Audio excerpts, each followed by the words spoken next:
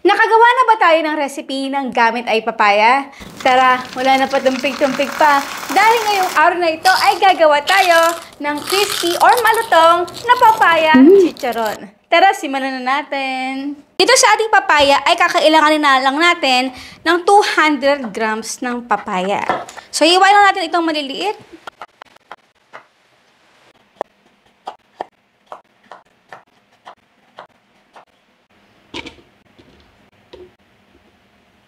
Yan, kakauwi ko lang din. Naghabol ako ng PTA meeting. Anyway, ito ay steam na natin for 20 minutes. So, meron tayo ditong 3/4 cup na bigas. Kahit anong bigas, okay na naman din yun. Pero huwag lang na malagkit. Hugasan natin ito ng 3 beses. At sa pagsaing lang naman ito ay parang talaga tayo nagsasaing ng bigas. So, ang ginagawa ko, tansya-tansya lang to. Ito lang yung ginagamit ko pang sukat. Ayan, yung pinaka-middle ng ating guhit ng daliri, yung pinaka-gitna. Pinaka-middle. Pinaka-gitna. Yan. Kaya to. After 20 minutes, hindi pa masyado malambot yung ating papaya. Kaya, idadire ko na lang siyang ipa-boil dito sa ating tubig. At mag-intend na lang talaga tayo ito hanggang sa lumambot. At after 1 hour kung pinakuluan ito, talaga naman nagka-sure na ito ay malambot na para naman na lutong-luto. At para naman sa ating pagdurog or pagblend ng ating kanin, mamaya ito yung ating gagamitin blender. Kung wala naman kayo nito, pwede kayo gumamit ng handheld blender. At kapag ito ay luto na, so wag lang natin yan para mamaya ay lagay na lang tayo ng lagay.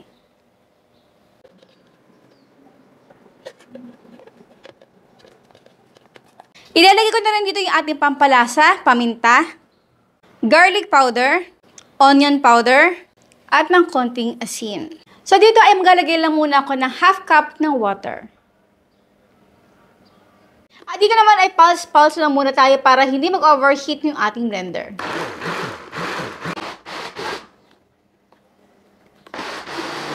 Lagyan natin dito yung ating papaya.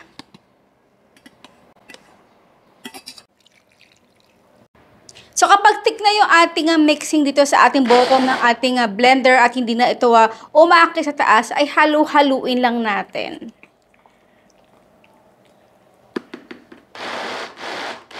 At kapag ganito na yung consistency na thick at smooth yung ating mixture, okay na to. At para naman sa ating next, ay ibababad natin ito sa araw. Kaya gagamit ako dito ng silicone mat na katulad nito. Ito yung ginagamit sa mga pang-baking. Ito ay pwedeng palamig at pang-init at hindi agad ito masisira. Kung wala naman kayo dito, pwede kayong gumamit ng parchment paper or wax paper. Ilagay nyo lang sa plato. So maglalagay lang tayo dito ng konti sa ating mat at kailangan evenly ay i-spread natin ito. So, ang ginagawa ko before, super nipis, which is hindi dapat.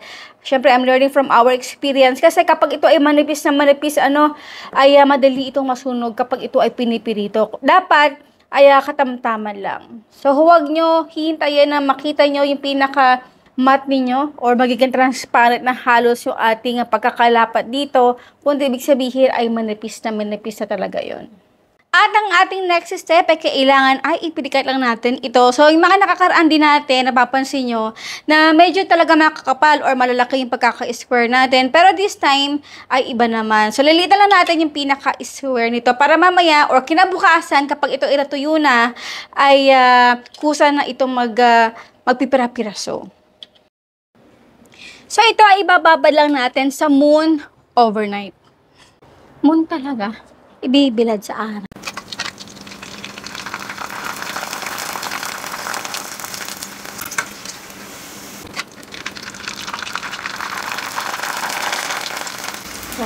Ito guys, kapag hinaon nyo ng mas maaga pa sa ina-expect natin na paghaon ay magiging makunat yung ating chicharon. Ayan.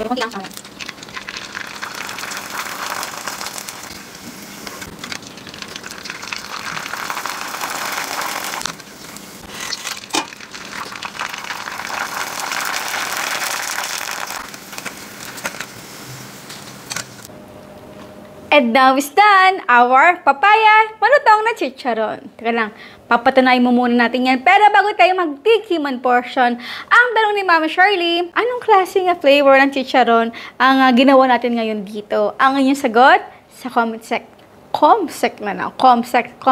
section. Sa mga hindi pa nakakaalam, comsec. Okay? So tara na, patunayan natin kung talaga bang malutong.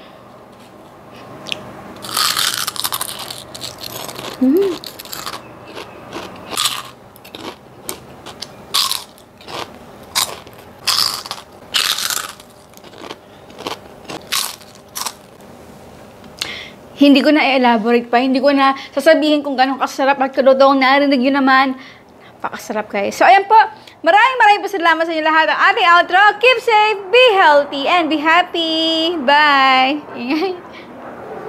Bye!